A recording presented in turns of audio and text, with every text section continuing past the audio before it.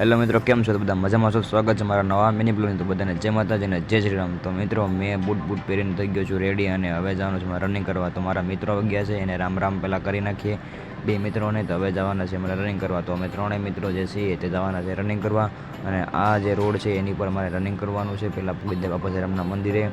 તો ફટાફટ વ્યા જાય તો મિત્રો પૂગી જાય ફાઇનલ બાપા સીરામના મંદિરે. અને આ બધા મિત્રો બેઠા છે અને અમારા આ રસ્તે છે જે રનિંગ કરવાનું છે. રનિંગ કરવા પહેલાં થોડીક કસરત બસરત કરી નાખીએ પહેલાં. તો મિત્રો રનિંગ કરવા પહેલાં કસરત કરવી બહુ જરૂરી છે. તો કસરત કરી નાખી પૂરી અને હવે કરી દીધું રનિંગ ચાલુ. જો કે 5 કિલોમીટર રનિંગ કરવાનું છે, જો કે બહુ ડિફિકલ્ટ છે. તો અમે 5 કિલોમીટર રનિંગ કરીશું અને મિત્રો મારું અડધું રનિંગ છે તે પૂરું થઈ ગયું છે. બસ રનિંગ મારું પૂરું થવા એવું છે.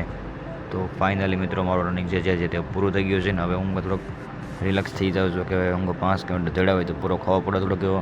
તો મિત્રો હું પૂરો ખાવા માટે થોડુંક ચાલી લઈએ થોડુંક એવું.